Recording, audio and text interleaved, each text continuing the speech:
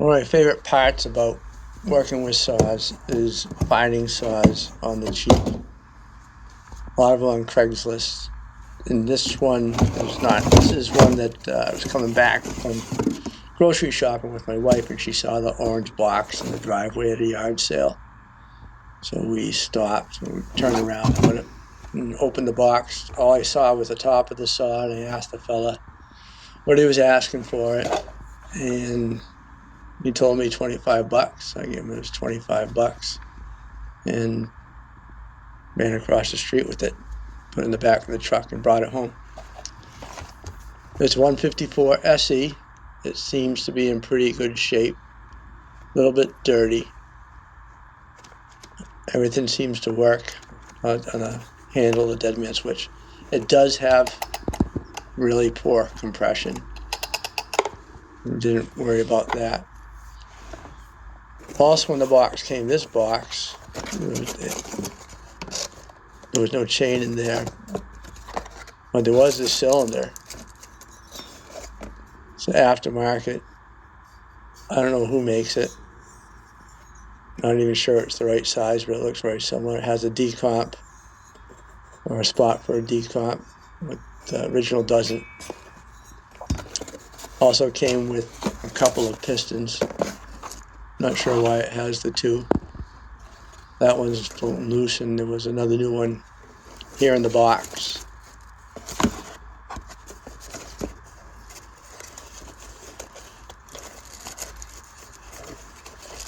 I'll compare the two to what's there and choose one. Probably use one of those.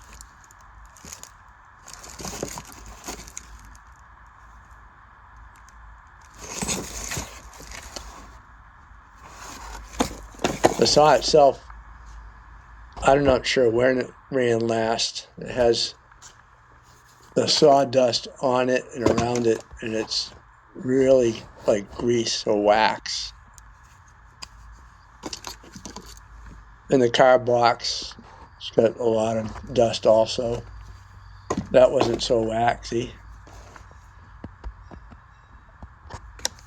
In this condition, with dust on it, it's hard to see, but everything looks okay. A lot of this waxed up dust on the front. I'm a little bit afraid that maybe it's got a casing leak. Under the clutch cover, same thing, it was just packed. It did come with a bar and chain. I could not hardly pull the chain through the guide. This stuff is just really tight. With a little bit of heat. I mean, just warming up in the house might come off easier.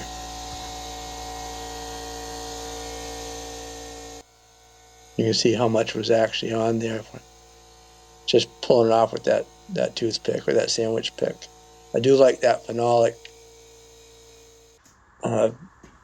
oil pump. Check for spark. It's got spark. It's a good sign. I did clean it up a little bit before I took off the cylinder. Hardware seems in good shape. It was kind of clean already underneath the muffler. After I blew it off, the carb box looked pretty good. So here we pull the cylinder. Definitely has some transfer on the exhaust. Maybe a little bit on the inlet. Good sign here. There's not much transfer or scoring on the piston on the inlet side, so I don't think it was straight gassed. Maybe that's a bad thing. Now I have to find an air leak. Piston is definitely toast.